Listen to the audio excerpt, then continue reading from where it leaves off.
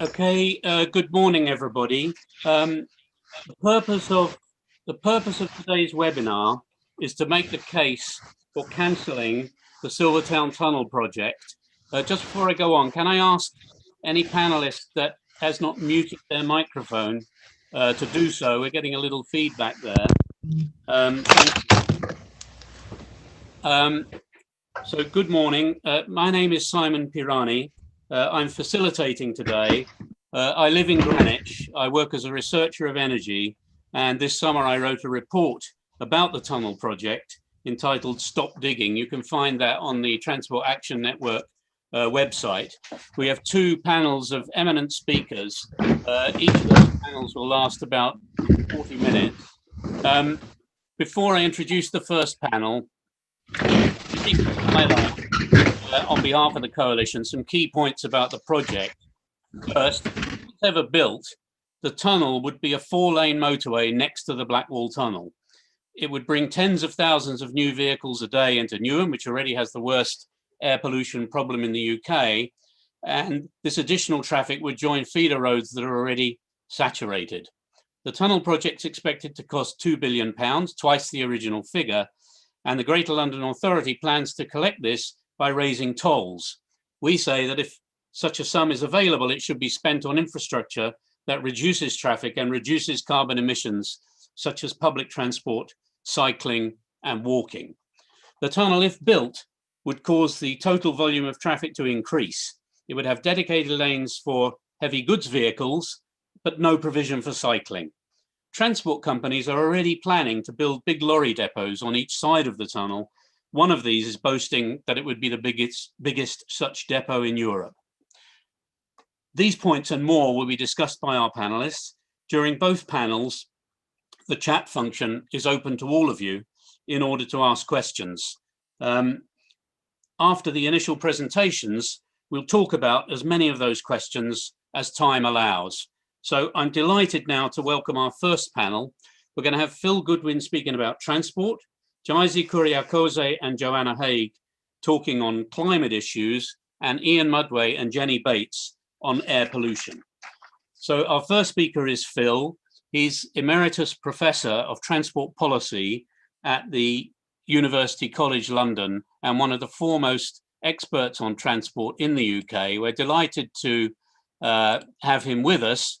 And Phil, you just need to unmute and the floor is yours. Thank you very much, Simon.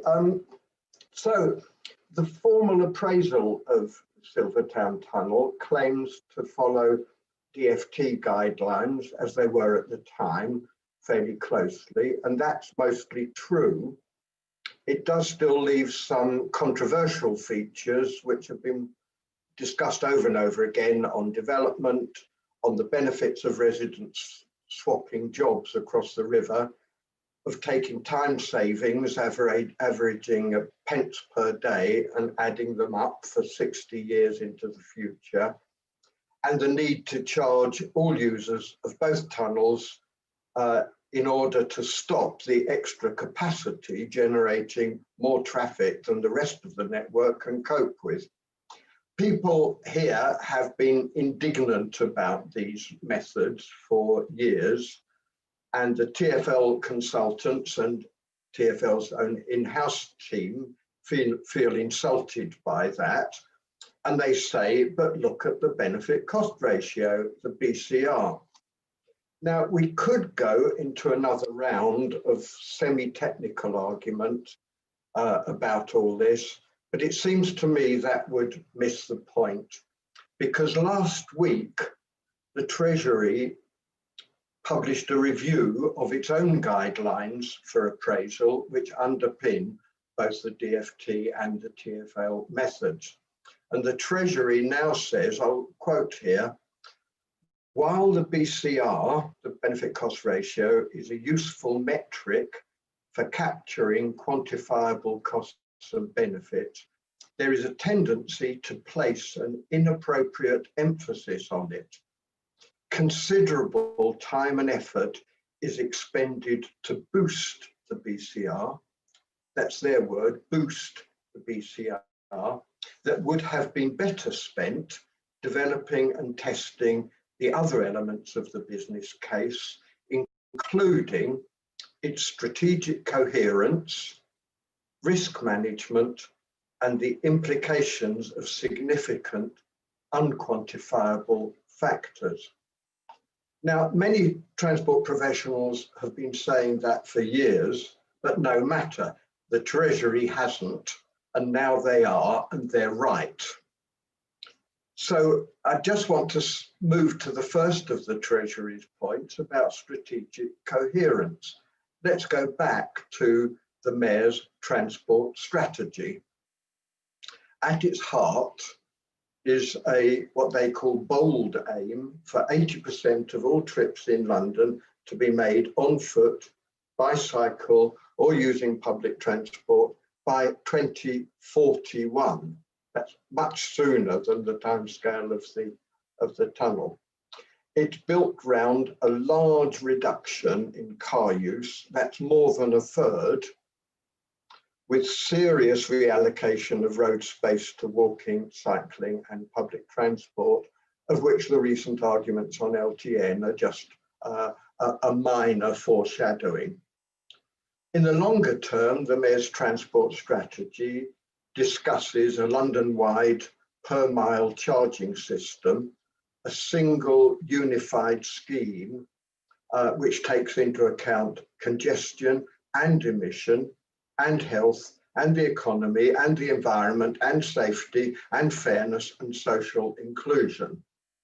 It doesn't define what it means by longer term. In political discussion, longer term usually means over 10 years. That is not in the present term of office and not in the next one, but okay after that. And we know that carbon objectives are in terms of 2030, with 2050 as the final requirement for carbon zero. So by then, surely we would have seen the long-term vision unfold. I want this strategy to succeed. I think it's perfectly feasible, tricky, but feasible and highly necessary. But the strategic coherence, as the Treasury called it, falls down, because the Silvertown Tunnel calculation of benefits adds them up for 60 years, that is up to 2080, without the possibility that the Mayor's strategy has succeeded. And that doesn't make sense. I do have the sense that the Mayor and supporters of the scheme are less than fully enthusiastic about it, but simply feel, for reasons I don't understand, that politically it's something that has to be accepted. It's a sort of slogan, get Silvertown done, with unfortunate resonance, I think. I can understand that. I even have some sympathy for it, though I still don't understand why. But it sort of doesn't matter anymore. The appraisal was only 7 years ago, some parts of it 5 years ago, but the world is unbelievably different now from then. Everything has changed. And that's why the pause that has been forced upon us by external factors is just the right time to look again at the whole project. Maybe that's enough to start with, Simon, and we'll kick it off from there. Yes, thank you very much, Phil. You've ended by saying that everything has changed since the appraisal, and I'm sure we'll come back to that in this conversation. Can I just ask you before we move on, TfL keeps saying that by tolling both Blackwall and Silvertown tunnels, they will be able to counteract the induced traffic effect, the effect that more roads produce more traffic. Can they be so sure?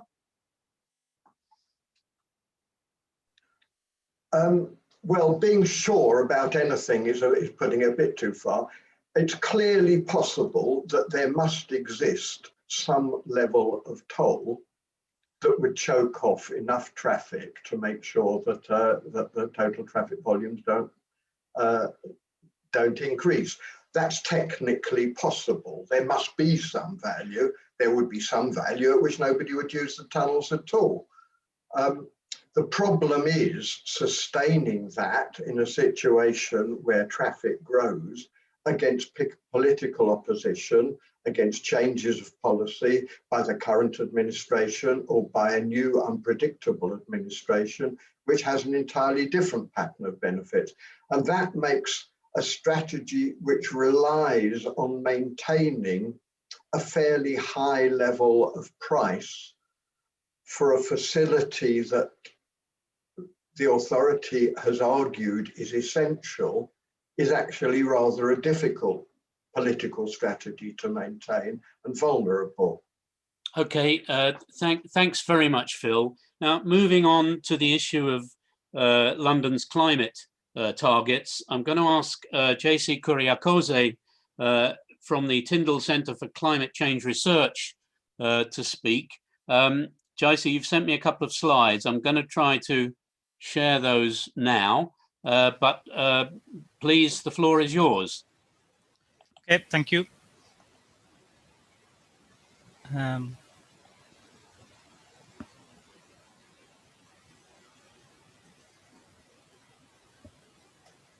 Yeah, I think that's fine. Okay. Good morning. So I'll be talking about the carbon emissions related to this particular project. We have estimated a fair carbon budget, that is the total amount of carbon emissions we can release to the atmosphere for a temperature target, and an emission reduction pathway for Greater London that is aligned with the Paris Climate Change Agreement.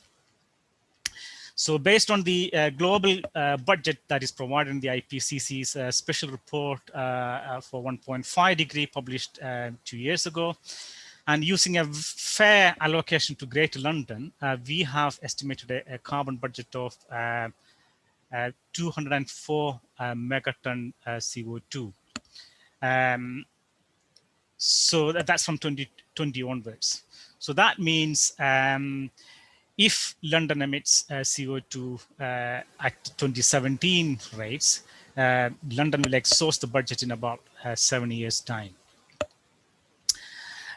And this budget translates to a simple average reduction rates of 12% per annum compared to what is now, which is around 5 to 6% in London, I think. So the Paris pathway, that is the pathway to 2100, suggests that the emissions need to be at least 80% lower in 2030 compared to 2015. You can see the emission reduction needs to be for 2040 and 2025 also in the graph. So that needs a significant change in policy from now. Ideally, it should have been from yesterday. Simon, next slide, please. So as you can see the graph here, the GLA has got a linear reduction to net zero by 2050 that has got a much higher carbon budget than we proposed. This is because of low near-term reduction rates for GLA's pathway. So what matters here is the carbon budget, that's the area under the curve or the cumulative emissions than a longer-term target. So in our pathway, which is blue, has got a much ambitious reduction rates from 2020 onwards.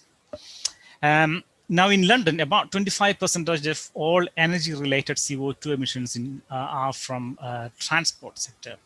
So the graph on the top right-hand side, that shows the zero carbon pathway for London, which shows about 5 megaton CO2 by 2032. That equates to about a 40% reduction compared to 2015. Now, put that in context, the Committee on Climate Change, their fifth carbon budget recommended a 50% reduction in surface transport for the UK for this same period. So what London is proposing is a much less ambitious compared to the UK government's own mitigation plans. So in summary, the current GLA pathway exceeds that of CCC or UK government's net zero target, let alone the Paris compliant target. So this Silvertown project is only going to make that worse from an emissions point of view. And there are lots of research shows demand reduction. In this particular case, the less transport miles is most important for near-term reduction in emissions, because the new technologies will take time to implement. I think that's all from me. Thanks. Thank you very much, JC. Just before I move on to Professor Joanna Hague, the Tyndall Centre has done a lot of work on this and recommended that its carbon budgets to different local authorities. Has the GLA commented to you on this gap between their plans and the targets that you've set, or indeed how their plans are at odds with the operational numbers that TfL uses for the transport sector? Have you had any contact with them about that?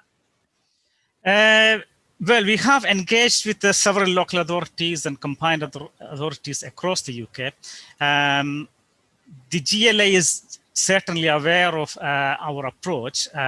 However, they haven't really approached us or asked any clarifications. So I don't think they are adopting a Paris compliant pathway for as part of their mitigation plans. I think they are still following a 2050 net zero target, which is not a Paris compliant pathway. They haven't really approached us since we released our tool and approaches. Okay, thank you very much. Now I'm going to move on to Professor Joanna Hague. She's a distinguished research fellow at the Department of Physics at Imperial College London, and one of Britain's best known climate scientists. We're really delighted she's here with us. She's a London resident. Joanna, the floor is yours. Thank you, Simon. Well, I was intending to set the sort of background scene in the context of climate change for this whole discussion. And of course, that is that globally, surface temperature has gone up by 1 degree since the Industrial Revolution. And we also know that the sea levels are rising. There's been more heavy rain events, floods, droughts, heat waves. But of course, these vary over the globe. But we can now ascribe particular UK extreme weather events to climate change. So, for example, the amount of rain from extremely wet days is up by 17% since the 1970s. And extended periods of extreme winter rainfall are now 7 times more likely than they were even in, since climate change, industrial climate change started. And of course, the impacts of these things are not just theoretical or climate physicist type studies. They really affect people. Storms can damage buildings, extreme heat damages people, everything disrupts transport. And then internationally, we have problems of migration, which of course down the line can also affect London if we have increased demands on residency. Now, the science is very clear. We know this is due to increased greenhouse gases, especially carbon dioxide, and we know it's coming from human activities. We know that carbon dioxide has gone up by 40% since pre-industrial times. And there's a very, very simple relationship. Carbon dioxide is long-lived in the atmosphere. That means if you put it there, it'll essentially stay there. So as you put it in, it just accumulates and gets more and more and more. And a very simple relationship. The more CO2 there is in the atmosphere, the greater the temperature rises and all these other impacts result. So it's a very, very simple to understand that. We need to have less greenhouse gases going into the atmosphere.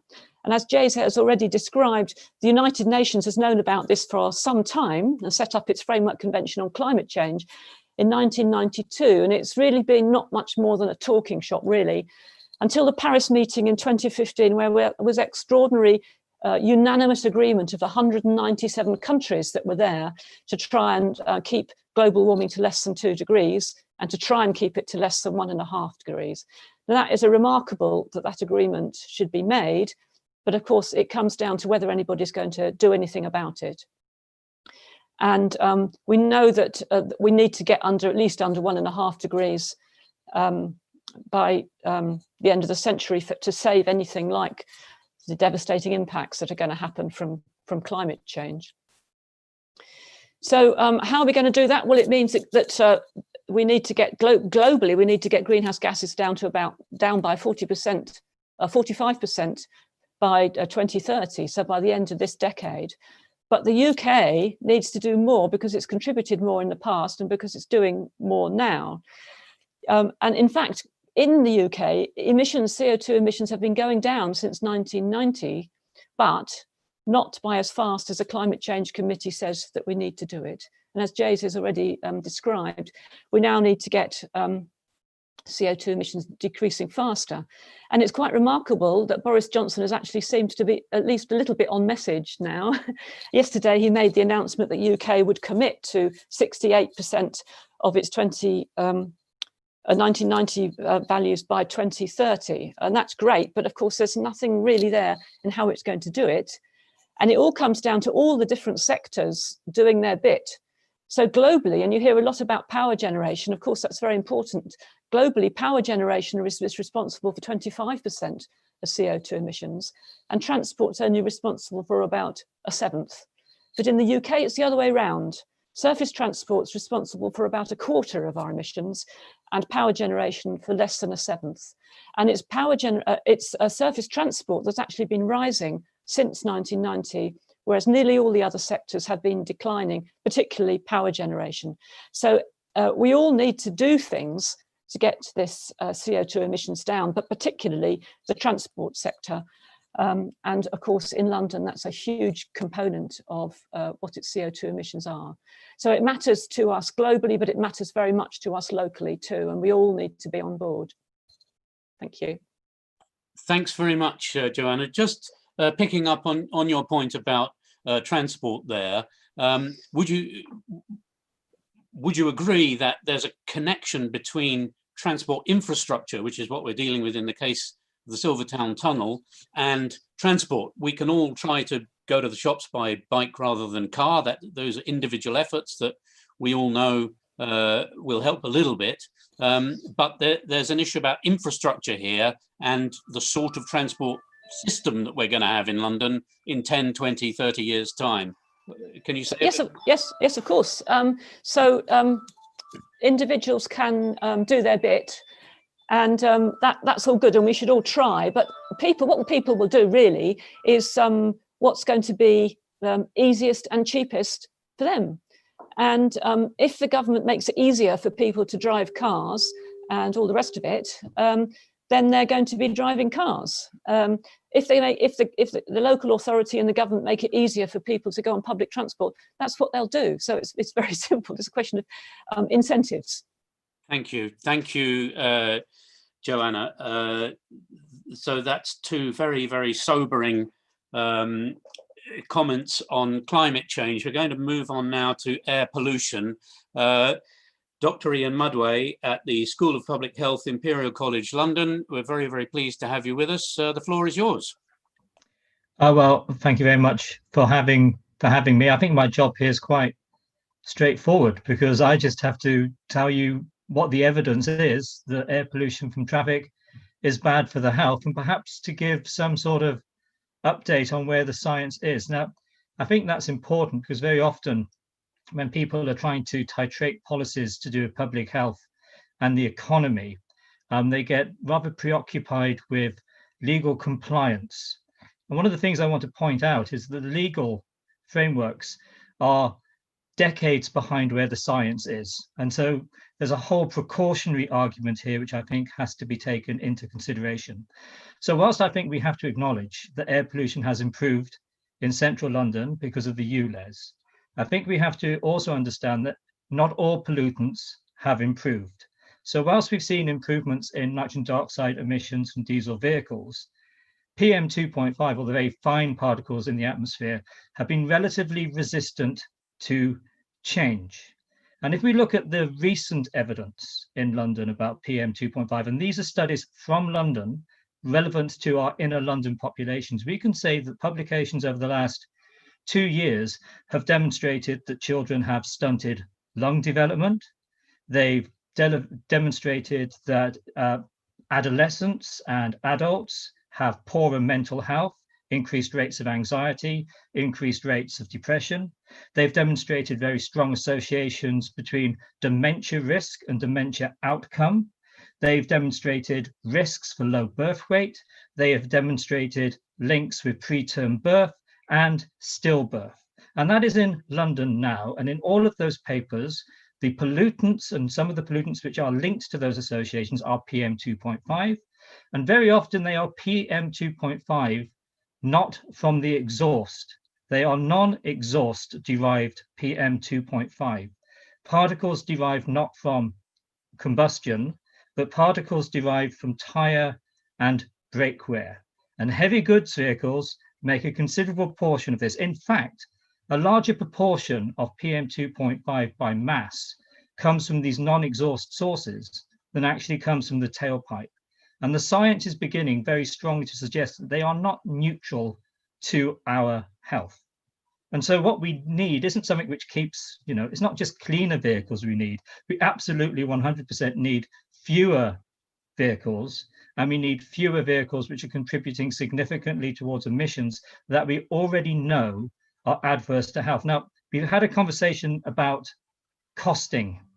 One of the things I really think we have to begin to advocate is integrating the health costs into these assessments. I think it's insane. And I would even say, the Treasury's Green Book approach has been taken for this, but it's an underestimate. The new science on the impacts of air pollution on mental health and dementia mean that those estimates are probably half what they should be and really eat away considerably into any benefit of a scheme on the local population.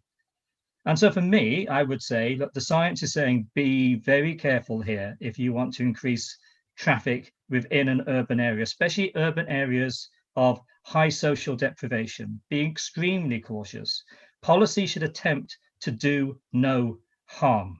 It should not attempt to titrate harm to some against economic benefits to the many. Very often those economic benefits to the many, after all, are just entirely subjective dreams in some sort of economic modeler's head, and they don't actually hold up to scrutiny. So I would advocate that. And I would also point out that London often implies it doesn't have a PM2.5 problem, and that's because we're below the EU limit value. But 98% of London is above the World Health Organization guideline value for PM2.5. And our national and local governments have a stated aim to achieve that guideline. This policy, anything which induces traffic to any extent, is in opposition to that stated aim.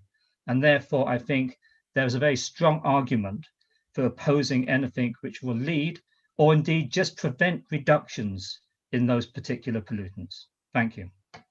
Thanks very much, Ian. Can I ask you, the Mayor of London, in whose gift it still is to cancel the tunnel, and by the way, we invited both Sadiq Khan and Heidi Alexander to come today. We know they're very busy. We also invited them to send somebody in their stead if they couldn't make it. But we can say that the Mayor has been very forthright on air pollution. He's been very vocal on it. There's just... I'm right, am I not, that there's just a contradiction between that and his really kind of stubborn insistence that this tunnel project should go ahead? He could end up undoing a lot of the good work that he has done. What would you say to that? I would say that politics is a strange beast because they do seem to be mutually contradictory objectives. And to a certain extent, I believe there must be some argument that the policies they have benefit the many, and so the disadvantages to the few don't matter so much. I think that's a very dangerous place for any policy argument to be. And I would, just encourage people to reflect on where the science is now and how the policy will evolve over the next 20 years. We had the comment earlier, don't we, that governments like making commitments which are outside their electoral cycle because they can't be held accountable for it, yes? Well, I think we need actually to be thinking about our policy in terms of what the science is doing now and how that's going to influence policy in 10 years' time, not always chasing, our tails. Okay, thank you very much, Ian. Our final speaker on this panel, Jenny Bates. She is a campaigner at Friends of the Earth on air pollution. She's been on that beat for a good time and has been completely consistent on that issue. We're really pleased to have you with us, Jenny. The floor is yours. Thank you. Great to be here. And I'm also a Greenwich resident and been working on these river crossings for years, as some of the other panelists know. So yes, basically on air pollution, I think people will know that at the roadside, road traffic is responsible for 80% of the NO2, the toxic gas, with diesel cars the single biggest contributor. And as Ian said, it's also a key source of these PM 2.5s from all vehicles, and just also that it affects everyone, air pollution, including people in vehicles. So there is a way in to try and get people in vehicles to realise that they're at risk themselves. Currently, air pollution is bad. For instance, on the Woolwich flyover, it's currently over current NO2 limits and also over the PM 2.5 WHO limits. But well, as we've heard, we do expect some improvement with various policies over the next while. But this scheme would worsen air pollution for some people when it would already be over legal limits. And that is the key thing from this scheme. That's what Transport for London admit, and as far as we're concerned, that should not be acceptable. Anybody with already legal air should have it improved and certainly not worsened, even if some other people would benefit. And that's what they say. They say basically there would be some winners and some losers. And as far as we're concerned, everybody should be winners and nobody should have it worsened. Unfortunately, there's some dodgy guidance in the National Network's NPS policy statement, which seems to allow that, but it doesn't mean it shouldn't be the case. And actually, it could still be worse than that, because as we heard from Phil Goodwin, there are ways that traffic could be more than they say. It seems like their assessments don't include changes that would come from what we'd call land use change, like this big lorry depot we heard about. So, you know, actually, they're assuming the number of trips would stay the same, but in reality, it probably would increase. And either that would mean more traffic and more air pollution, or the tolls would have to go up. So generally, as we've also heard, we not only need clean vehicles, and obviously things like the government's plans for phasing out diesel and petrol cars and vans by 2030 is welcome, but we need fewer of them. And we need that for air pollution, as we've heard from Ian, because all vehicles have the brake and tyre wear particulate problem, but also for climate change. Our research shows that we need a cut in car miles of between 20 and 60% by 2030 to meet Paris. So we do need to sort out the current congestion, and for a given amount of traffic, it's better that it's moving than it's not.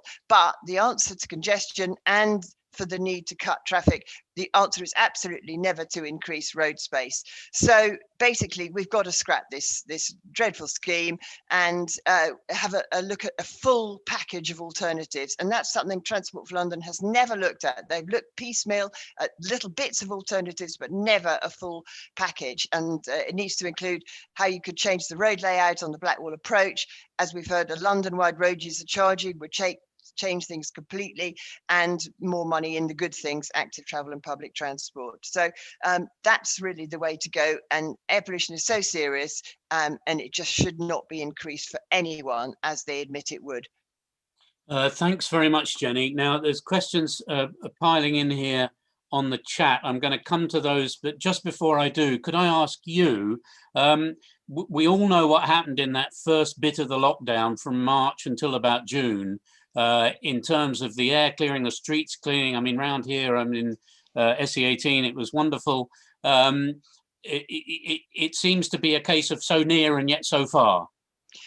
Yeah, I think people really did notice and appreciate not only birdsong, but cleaner air and safer cycling with less traffic on it. So that should bode well for how we can make people understand that these sort of changes we want to see are worth it and are possible. And also we've got the problem that post-COVID are a lot of people with damaged lungs. And we know that people who've been living where air is bad have been more likely to suffer worse from COVID and have worse outcomes. and it's even possible that COVID could be affected by the actual air pollution and where people are at any given time. So yes, we absolutely need to learn from lockdown.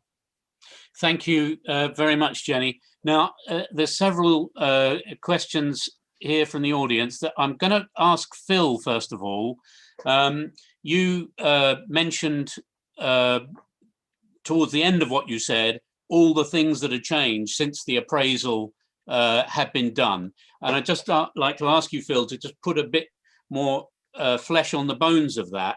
And then the next one, which you can all be thinking about, anybody can pick it up. And it's a very good question, and one that may well be in a lot of people's minds. And I'm just looking for it here. And it's from Danny. Thank you, Danny, who asks, how many people on here have actually seen the traffic jams at Blackwall around 7 a.m. on a weekday?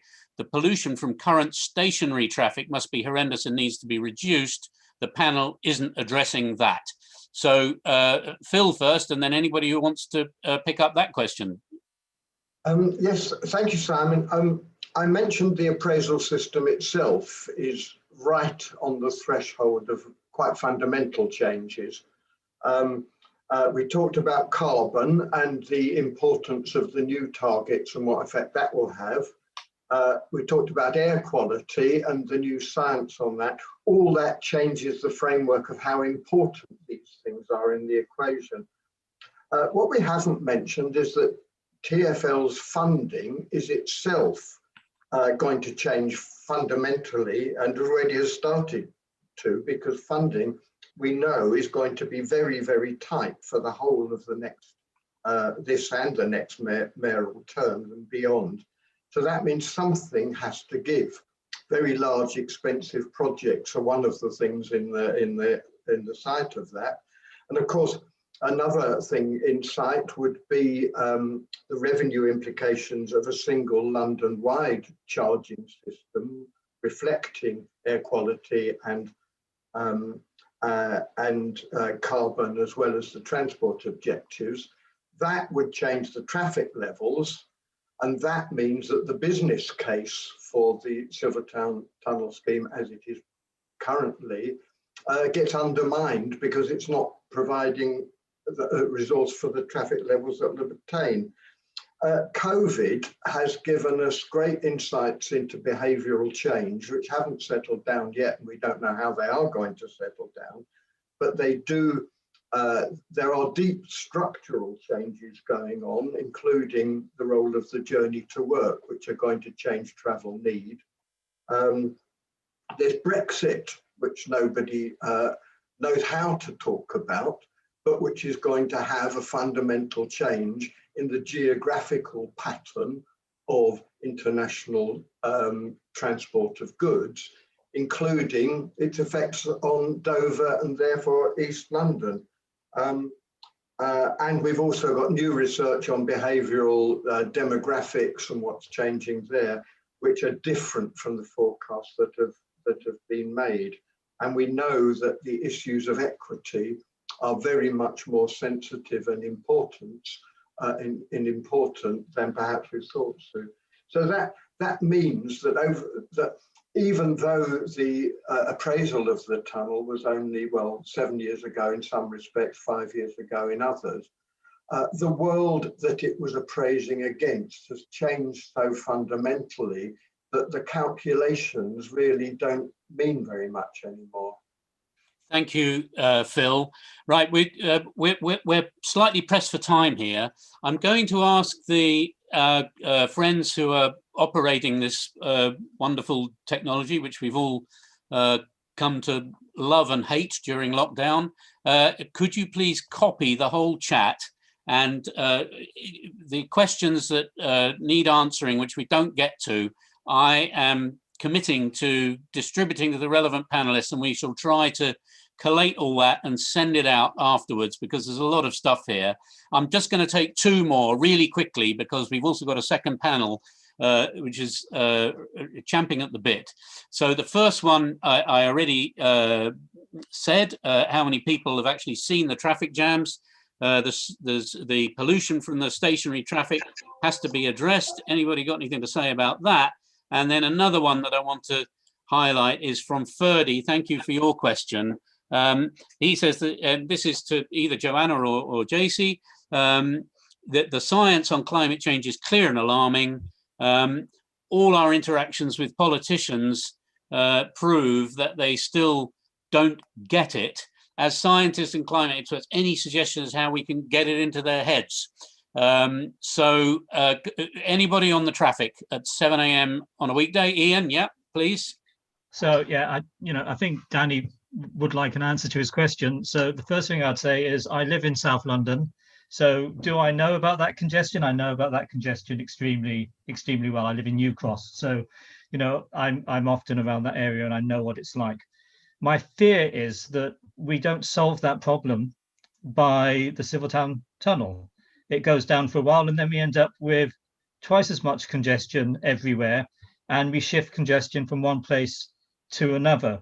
So it seems self-evident, doesn't it, that building roads increases capacity and therefore you dilute the traffic into it. And that simply isn't what's going to happen. There'll be a short-term benefit followed by everything gramming to a halt again. I think one of the things and I've done lots of studies recently looking at exposures of people in that tunnel as they drive or as they're in that stationary queue of traffic. And I can tell you, the individuals who have the absolute highest exposures to that pollutant and who are probably at the greatest health risks are actually the drivers doing those journeys themselves. They're astronomical. And I think it's really important that we don't create an us and them situation when we come to air pollution and drivers. Drivers are the individuals who benefit the most from improving air quality overall. How we achieve that is a challenge, but it's a challenge that we don't address simply by building additional roads. Thank you very much. And the last one about getting the science into the politicians' heads. Joanna, do you want to take that? Or yeah, surely. Yeah. I mean, of course, that's hugely important and things won't happen without that. I am slightly buoyed by Johnson coming on the telly and saying he's actually understood it. He may or may not understand it. He may or may not do anything about it. But the fact is very, very slowly, things are moving in the right direction. We just got to push them harder. So how do we push them harder? Well, I think individual politicians, both MPs and local councillors, are very nervous about what their constituents think. And so write to your MPs, write to your councillors, and particularly talk about individual cases. If you can find people who are suffering from, say, damp housing or poor heating or all these sorts of things that the government and the local council can act on to improve climate change and have the co-benefits on health, I think that would be very positive. Thank you very much. Now panelists are asking me for more time, but there is no more time. I'm really sorry. So I'm going to thank our panelists on the first panel. That's great. We're now going to move on and talk about better transport policies. Just while so thank you again and goodbye to all of you. While the changeover is being done, I just want to share something that we at Stop the Silvertown Tunnel want to say in response to the messages we hear from City Hall. During our whole campaign, the GLA has only ever agreed to meet us once, and that was for 40 minutes. And they decided not to accept our invitation to come on this webinar, as you can see, but they do keep pushing out misinformation on the media. And there is a paragraph, there was a story in The Guardian this week talking about growing opposition to the tunnel and mentioning the Thamesmead MP, Abina Apong Asare, who's written to the mayor along with other MPs to express her concern. The GLA gave The Guardian its stock response, and we've just picked out, let me see if I can share, a paragraph from The Guardian. Here it is. And in this short paragraph, there's just 3 points that are worth drawing your attention to. Claim that that the Blackwall Tunnel is antiquated and worn out, but TfL plans to pay for Silvertown by tolling the Blackwall Tunnel for 25 years. What about when it's closed for repairs? Second point here, Silvertown is to be paid for by, quote, a toll, not TfL cash, unquote. Now, drivers would pay this toll however they get across the river, whether Blackwall Tunnel, Silvertown Tunnel. So it's money that could be raised without building the Silvertown Tunnel in the first place. And it could be spent on electric buses, cycling infrastructure, Bakerloo line extension, whatever. Third, the claim that Silvertown is a, quote, public transport focused, unquote, crossing, far short of the truth. The GLA keeps saying the tunnel would have dedicated bus lanes, but if you look at TfL's plans, these lanes are lanes for HGVs. The project does provide money for bus services for just 3 years in 6 years' time. But if the GLA wants to improve cross-river bus services, why not toll the Blackwall Tunnel now, spend the money on buses now? The fact is, as somebody said in the first panel, the TfA has never done a full comparative cost-benefit analysis of the options and compared the Silvertown Tunnel to options that don't exacerbate air pollution and don't undermine London's climate policies. Right, that's enough from me. Here comes our second panel now. We have Sian Berry, Christian Walmart, Louisa Porritt, and Sarah Ingram. We're going to come to you first, Sian, Green Party London Assembly member, co-leader of the Green Party, and a long-time campaigner on transport issues. The floor is yours. Great, thank you, Simon. Really lovely to be here. Hello, everybody. Good coalition building we're doing here.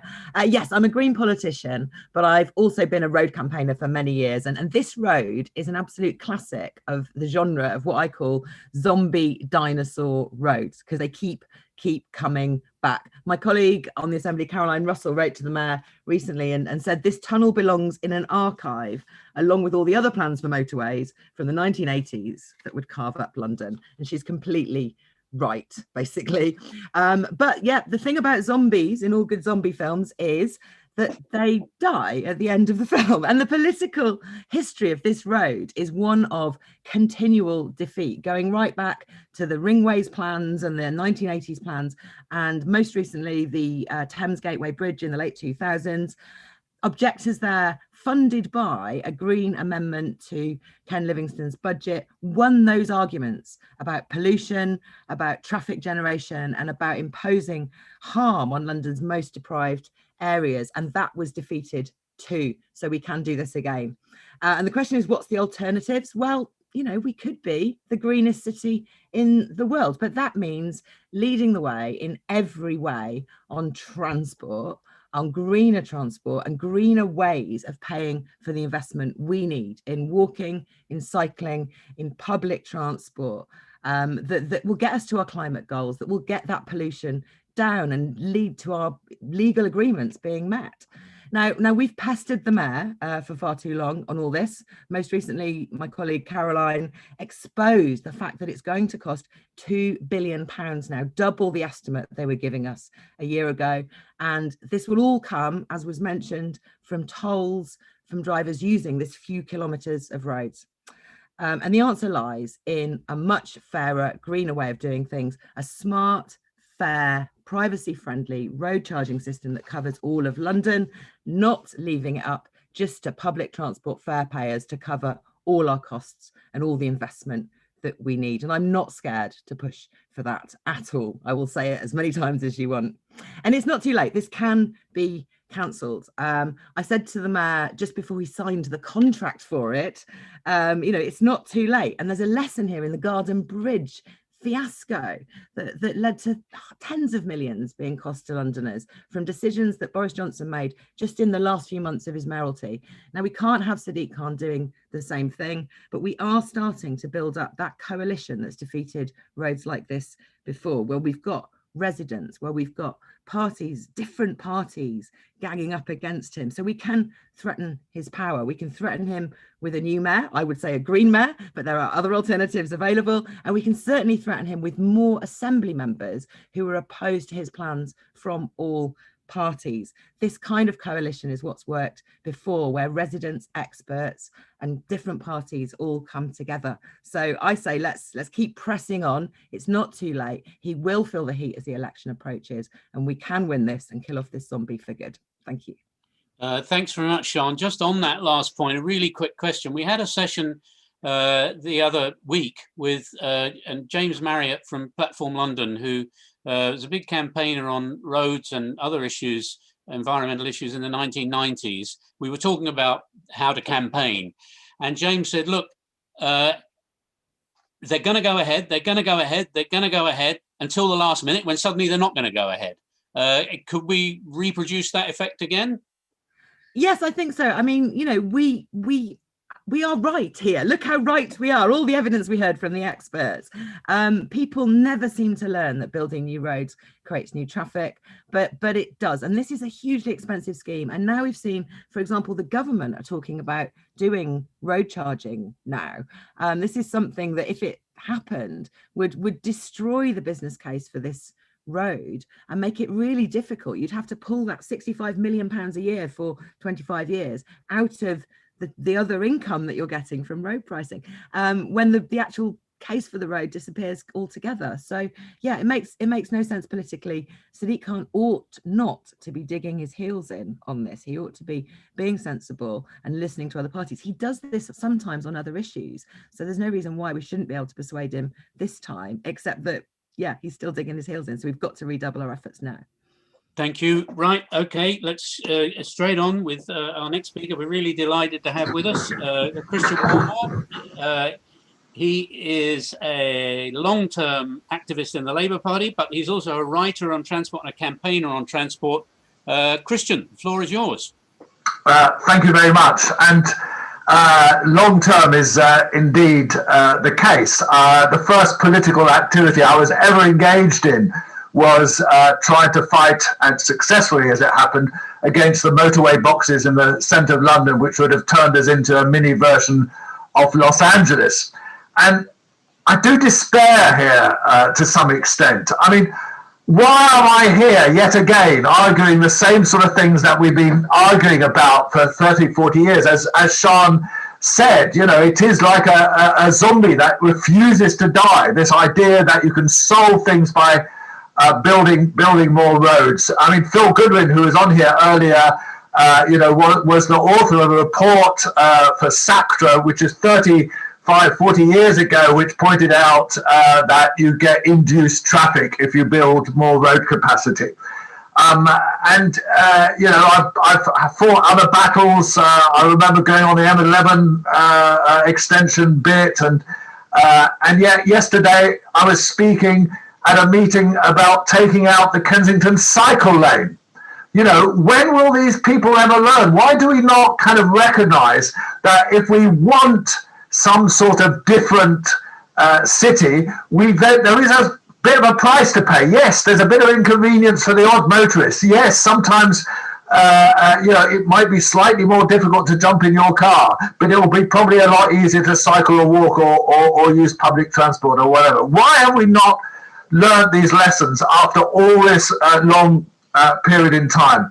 And my most despairing aspect is that I am a member and an active member of the Labour Party, and I still believe that the Labour Party offers a far better solution to Britain's problems than any other party, Paquet, the Green Party, Sean. But you know, it is actually you know, a forward-looking party, and yet here we have a mayor who broadly does the right things, who actually spoke very well about the Kensington cycle lane yesterday, prepared to take action on it, and is unable to see the problem here. And so I wrote to Heidi Alexander, who is in charge of the deputy mayor in charge of transport, the other day, and she did respond back, but she responded back with the same old stuff about 37 buses going through the tunnel. Who wants 37 buses going through the tunnel anyway? They're very unlikely to get very used, let alone that the fact that it's shared with an HGV lane anyway. But then she wrote, which is so wrong, the scheme is being delivered by Riverlinks with a vast majority of funding coming from private finance that has already been raised. No, it hasn't. No, the whole point about it is it's going to be paid for by money that Londoners are going to pay for the tolls. And then she goes on to say, oh, well, this toll money would not be available otherwise. Well, of course it would be available otherwise. You just toll the bloody Blackwall Tunnel and then you've got this fund of money anyway. None of it makes any sense. right? You can't seem to be able to argue with people. So I don't want to be a council of despair. I think this is winnable. This is a wonderful meeting that you've organised. It's great to have all these people together. There's a lot of force from the experts and from campaigners and some politicians, and the number of politicians opposing this is growing. But we do have to work out ways forward to extend this argument and not just kind of make all the right noises, but actually we have to work very hard to change things within the Labour Party and within government nationally, which still wants to spend £27 billion on roads, despite the fact that it wants to be much greener. There's contradictions there. Thank you very much, Christian. I did have a question here saying, as a Labour Party member who opposes the tunnel project, how do you explain to the rest of us that a Labour mayor is taking this course? You've already kind of commented on that. I mean, what would you say to Labour Party members who are on this call? One or two things that they can do. Well, I think they just have to look at the arguments. There's very often the line that, oh, it's all very well for you, you cycle or whatever. What about the people who have to drive and so on? And I think we have to take that argument full on. Yes, of course, there are people who have to drive, and nobody's going to stop them from driving. They might charge them a little bit extra. So I think there is a tendency within the Labour Party to be a bit kind of workerist. In other words, kind of saying, well, for example, on low traffic neighbourhoods, they said, well, it's the poorer people who live on main roads. It's the poorer people who use cars, which is not the case, actually. We all know that.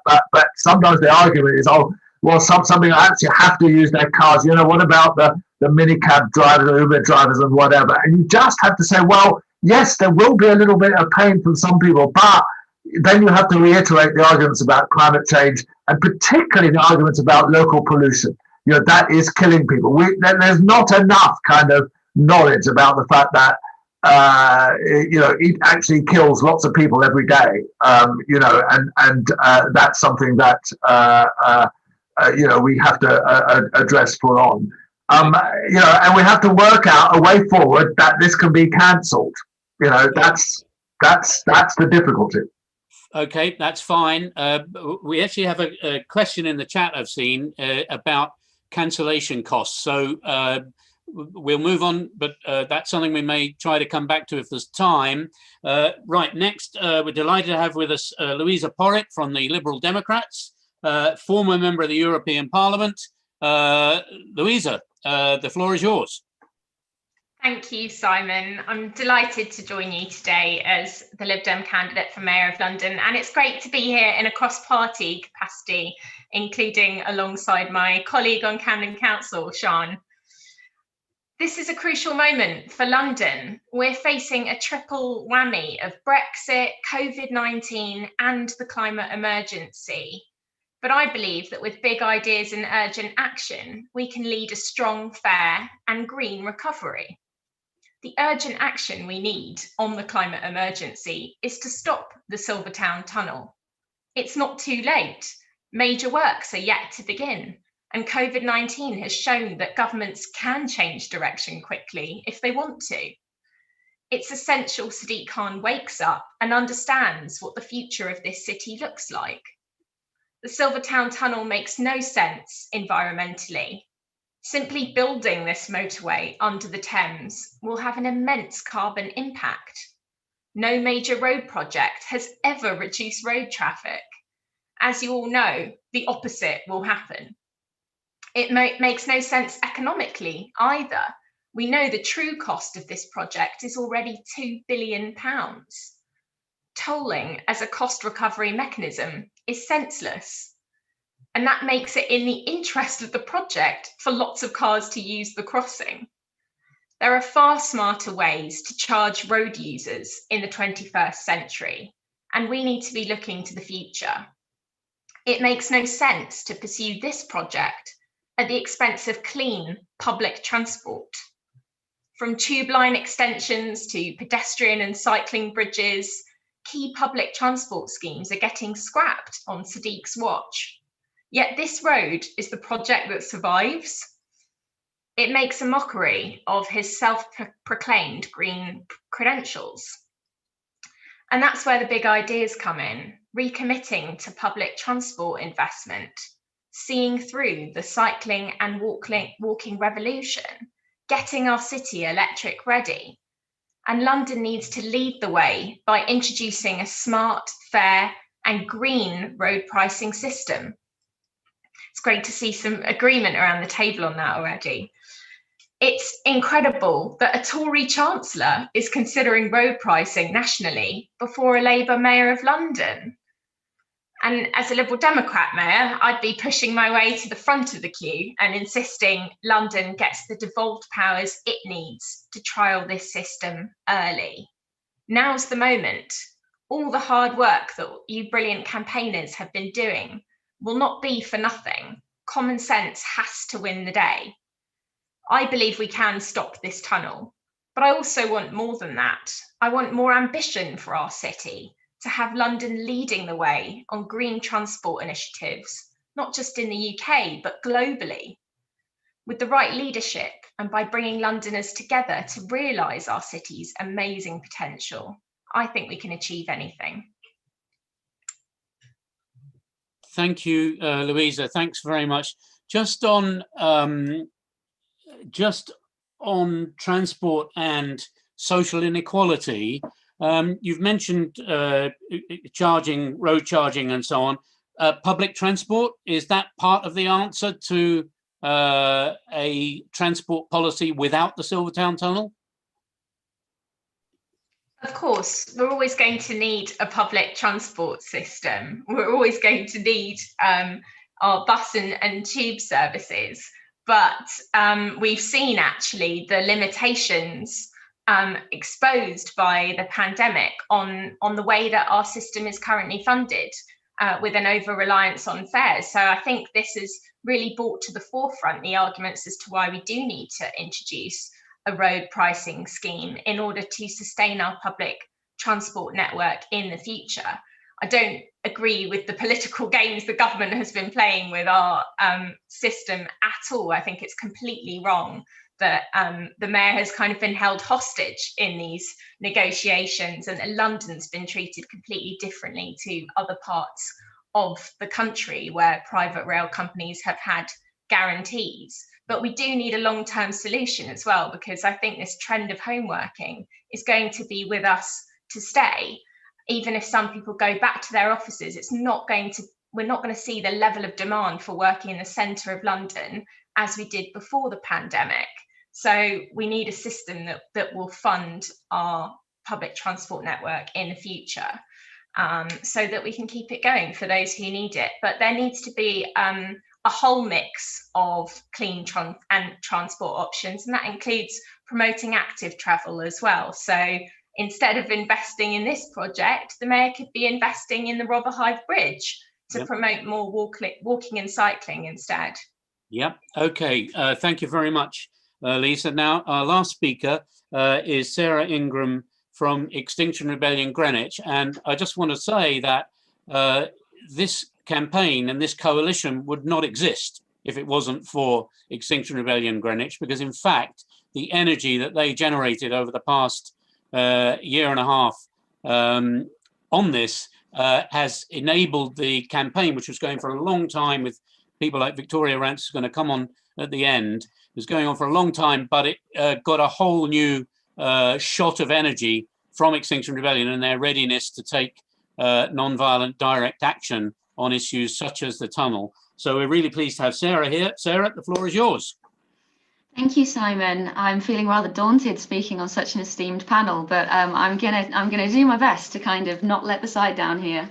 I joined Extinction Rebellion in April 2019 when I went along to the Spring Rebellion. And I went along that day and I listened to the speakers talking about the biodiversity loss that we've suffered over the last 30, 40, 50, 100 years. And about the climate emergency that we are hurtling towards and what that would mean for all life on this planet. And I listened to those speakers that day with tears streaming down my face, and it changed my life completely. I've often wished I'd not been there that day, that I just stayed in bed, because life was much more comfortable before I knew all of this. As a woman of almost 40 in a registered profession, I had never had so much as a traffic infraction before this point. I now find myself in the unbelievable position of having been arrested 4 times in the last year. I still have to pinch myself to try and understand how I've got here in the first place. But this really is an emergency. And recently we've seen what the government can do to face an emergency. But all we have had so far, despite the overwhelming scientific evidence, is tokenistic gestures and empty words. People say that they recognise that it's an emergency. Our leaders say that they recognise that it's an emergency. But all we've had so far is distraction and greenwash and pushing the blame onto individuals. The very limited amount of greenhouse gases that we can still afford to emit, which has been referred to earlier as our carbon budget, really need to be spent on improving our infrastructure to move towards carbon neutrality.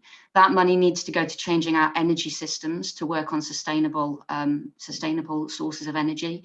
It needs to go on public transport, and public transport that is accessible to people with disabilities, because at the moment our public transport is very poor for people with disabilities. And yes, it's extremely important that we improve cycling and walking infrastructure and that we push towards this. We also need to invest in our public transport. All of that is going to take extra carbon, and that's where our money needs to go. It absolutely baffles and infuriates me that with the amount of research evidence that we have in the position we are in, this tunnel is still being built. It makes no sense at all. It's totally incompatible with the Paris Agreement, which in itself doesn't really go far enough. It's going to increase and lock us into extra emissions for years to come. It is completely the opposite direction that we need to be going in this emergency. We are facing climate collapse. So, sorry, losing my way. To put it as simply as possible, the last thing we need is more roads. What we need is fewer cars. And we need to be investing money into making that possible, to reduce the number of cars on the road.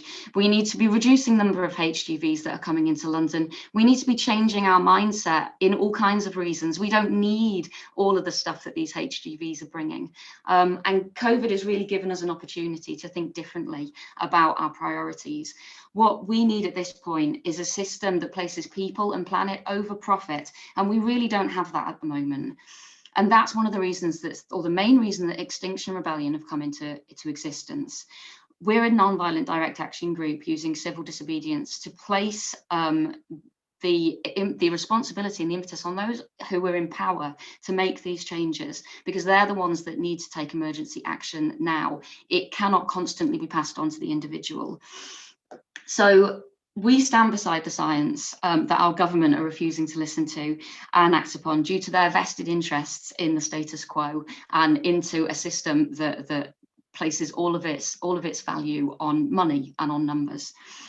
We in Extinction Rebellion are going to do whatever is in our power to disrupt the construction of this tunnel, in the hope that together, with all the different approaches that we have, with all the scientific evidence, we will be able to persuade our mayor to see sense and to cancel this tunnel. And we believe that it can be done. I was inspired, because sometimes it feels like too much. It feels like we might as well just give up. But I was inspired recently by a speaker who came to one of our climate breakdown shakedown sessions.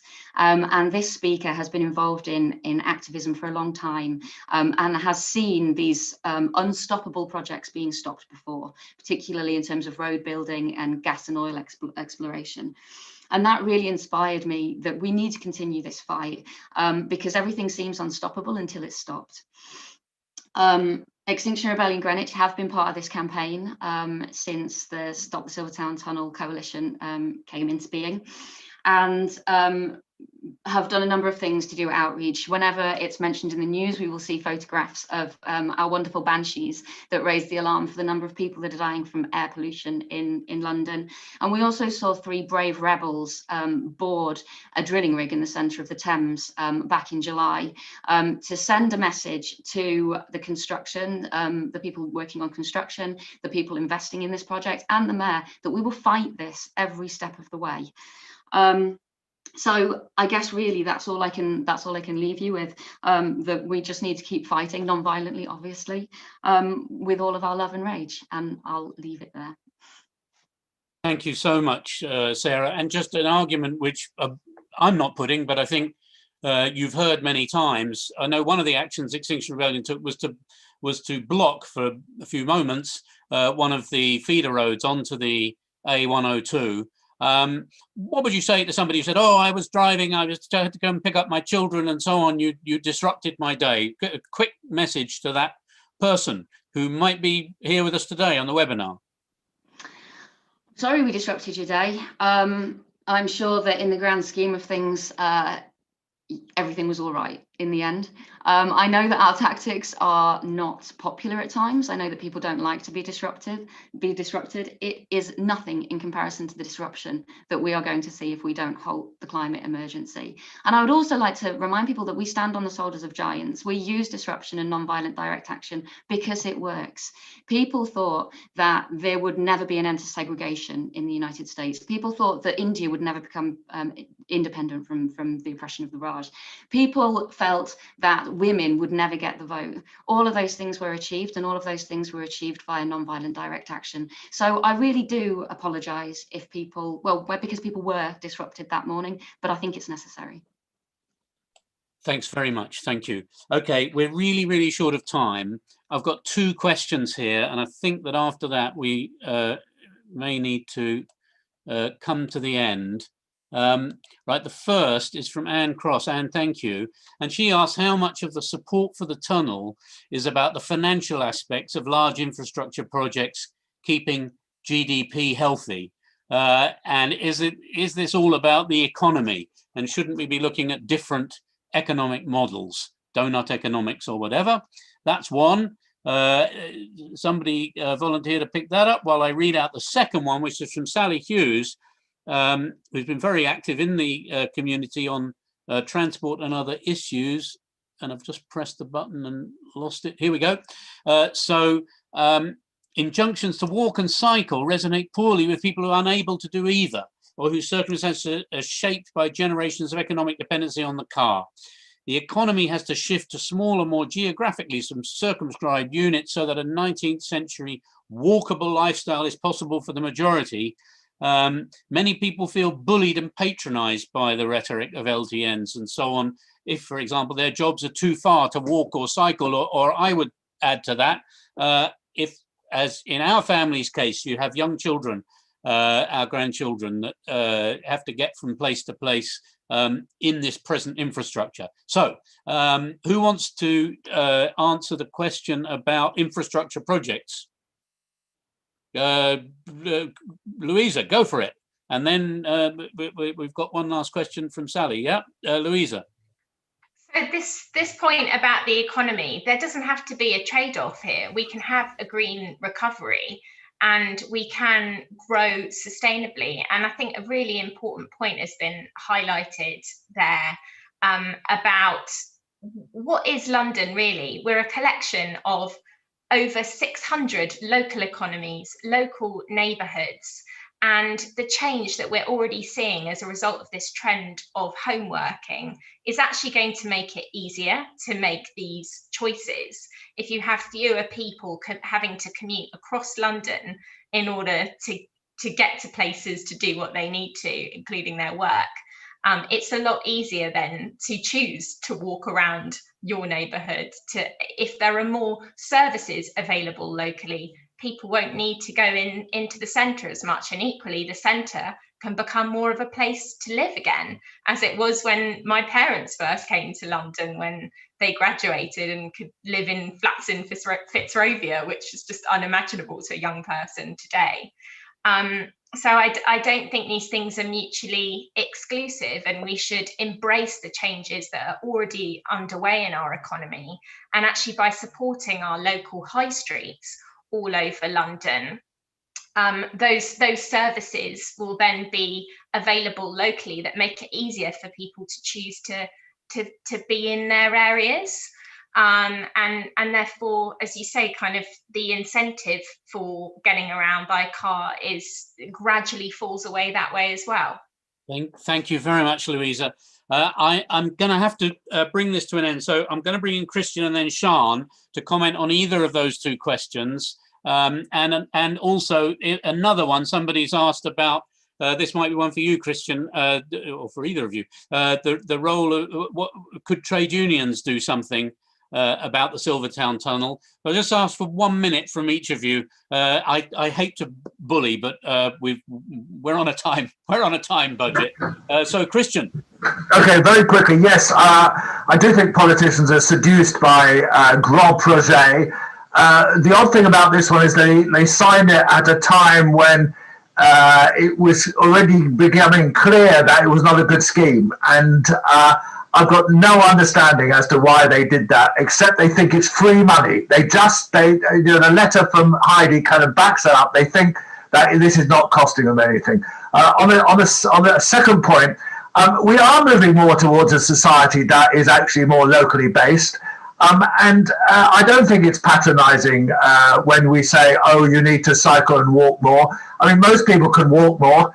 Lots of people can cycle more. And we're never telling people that they actually have to do that. But if you're taking your kids to school 500 yards, yes, we should actually encourage people to do that and put them off with school streets and the like. So, it's absolutely the case. And finally, on trade unions, yes, but we have to be aware. Some trade unionists are in favour of schemes like this because it creates jobs. We have to show, and we have to demonstrate this, that this is not a good way of creating jobs. And at the end of the day, it will damage people's health and livelihoods more than it will improve them.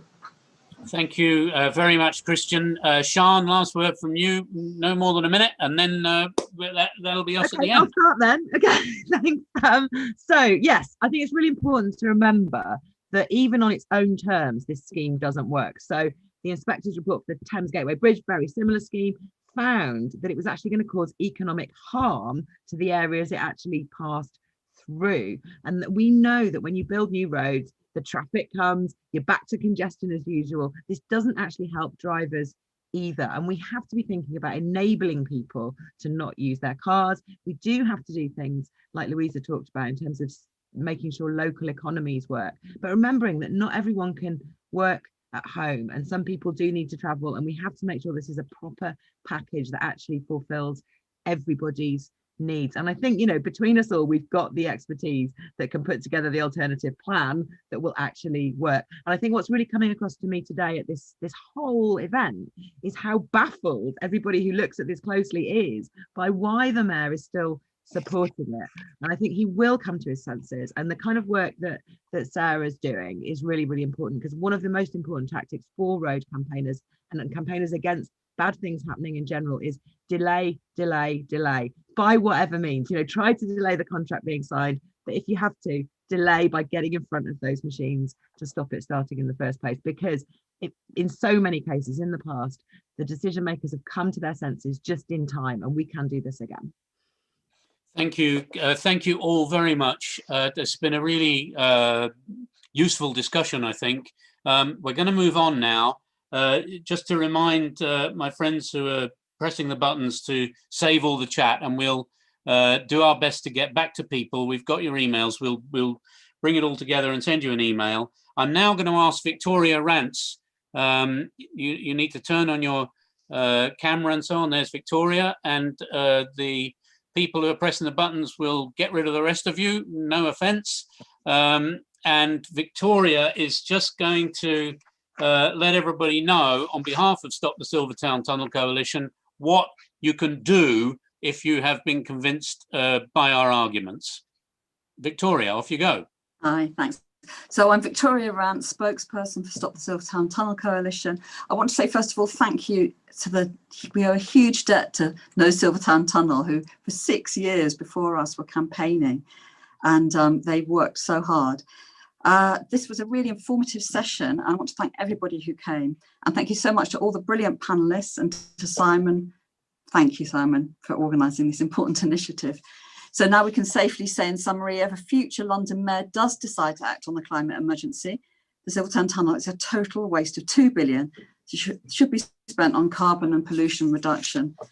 But if a future London mayor doesn't decide to act on the climate emergency, then it's a total waste of 2 billion and a massive carbon and pollution bomb. And as Phil Goodwin says, everything has changed. And as in Mudway says, do no harm, especially for the disadvantaged few. So please, everybody, join us in campaigning to cancel the toxic tunnel by tweeting. If you can use hashtag Silvertown Tunnel, hashtag Stop Silvertown. You can write to your local politicians, as Joanna Hague recommends. So please find your local people who have any power at all and write to them. And by helping with costs, for example, our recent Survation poll showing that 60% of Londoners want new investment to be spent on improving public transport, safer cycling and walking rather than a road tunnel. That cost us money, so we do need to raise funds for that. So there's now a link on our website with a letter sample, so use that for your politicians. And also our Just Giving page should be coming up on the chat any minute. As for the future, there's an ongoing investigation by TfL's independent auditor on the value for money of the project, which we hope will report very soon. And of course, we are planning actions and meetings to cheer us all up in the new year. So watch this space. Thank you, everybody. Over to Simon. Okay, so thank you very much, Victoria. I'm just going to share a slide which has got some of that on. I think you can also see it in the chat, but better too much than too little. And so from me, I just want to thank everybody, especially want to thank Extinction Rebellion Greenwich, who, to be honest, that's the people who are pressing all these buttons. And they did ask me to say, to draw your attention, I think they're going to put this in the chat as well, that the monthly sessions, the climate breakdown, shakedown sessions that they've been having, unfortunately, online for the last few months. Previous to that, we were in the community centre. And the next one's on the 14th of December, a Monday, a discussion on citizens' assemblies. Do come along and join us. There's links there in the chat to the things that Victoria spoke about. They're also up on your screen. To all of you who've attended and to all the people who've put things in the chat, thank you very much. This whole thing is going to go up online as a recording. Please share it with your friends and neighbours. Get the word around. We're going to end the webinar now. Thanks and goodbye.